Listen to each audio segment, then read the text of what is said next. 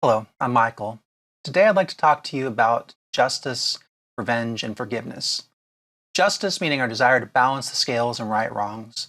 Revenge meaning our desire to inflict the same things on another person that they inflicted upon you, an eye for an eye. And forgiveness meaning you divest yourself of negative feelings and baggage about the person. And you just let your desire for justice and revenge go. So your choices are to try to punish them, stay angry and never get closure, wait for them to apologize and atone, or you can forgive them. Justice. Can we ever achieve it? If somebody does you wrong, is there anything you or they can do that will undo that wrong? No, there's not. Whether they apologize or try to make amends, the damage is done and it can't be undone. Punishing somebody might seem like justice. I'm not talking about punishing criminals. That's going to be a different video. I mean getting back at someone that hurt you, but not in a criminal way. Trying to get back at them in one manner or another. You might think that once you get them back, you'll feel better, but in the long term, you seldom do. You might feel like the tables are balanced, but the initial pain and anger are not likely to stop.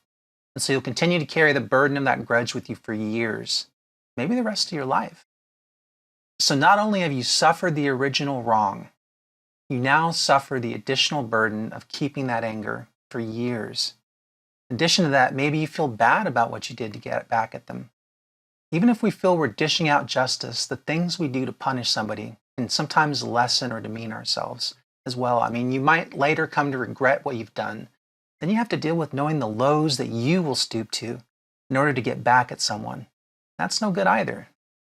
So you got to ask yourself, what do I hope to get out of punishing this person? It's not going to undo the hurt. It's not going to make me feel better. It might even make me feel worse. Staying angry. You can avoid getting closure, confronting the person, or forgiving them. You can basically choose to do nothing and stay mad. Does that make you feel better? Give you a sense of closure and allow you to unburden your hurt and anger?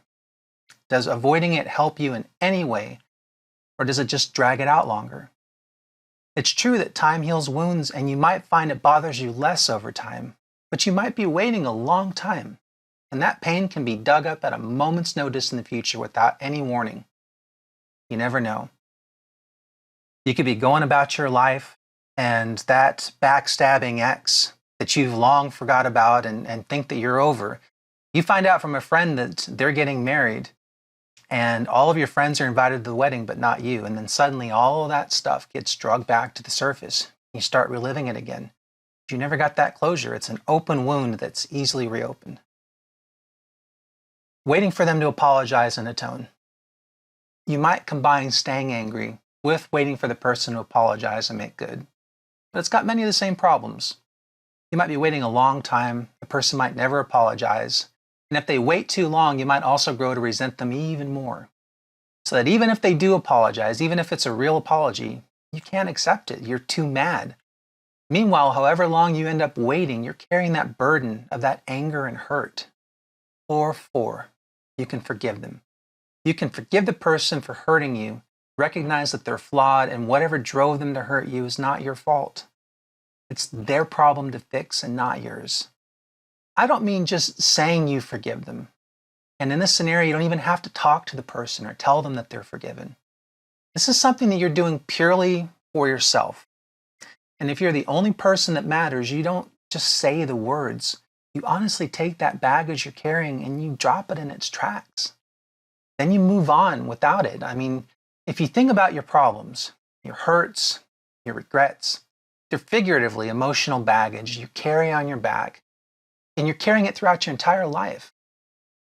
If your journey through life is like walking somewhere, then emotional baggage or heavy burdens you're literally dragging behind you with you on your journey. They make the journey harder, they prevent you from enjoying it. They also limit your mobility and they make it harder to change the direction of your life or to overcome obstacles that are in your path. And what's the purpose of carrying that baggage in the first place? Justice?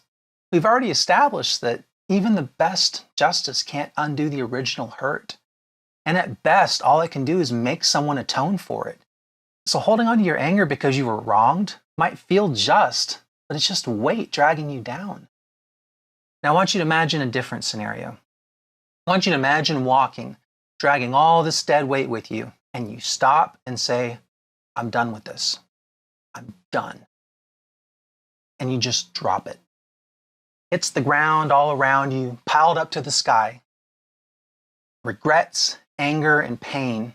And then you just step out of that pile. You step out, and now the only thing you're carrying is yourself. You're unburdened. You can suddenly move.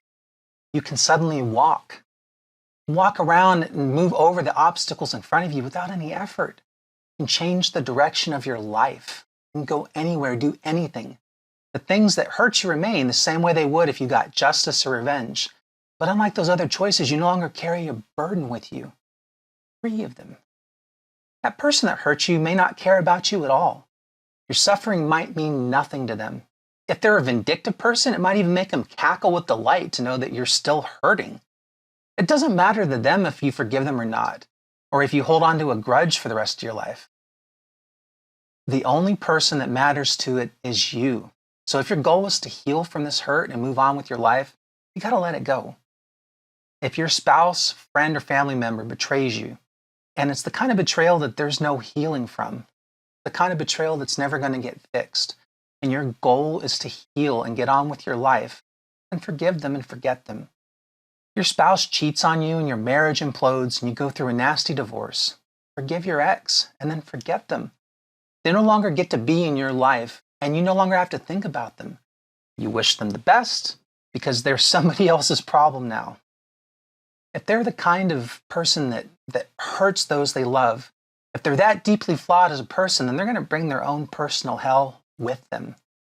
It's not your problem anymore.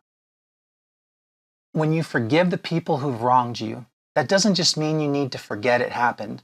It doesn't mean you have to be friendly towards them or keep them in your life at all.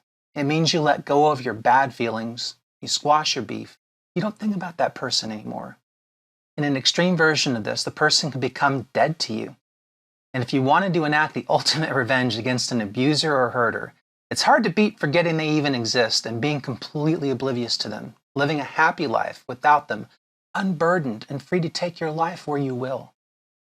That's all I got today. Thank you for watching my video. Please like and subscribe.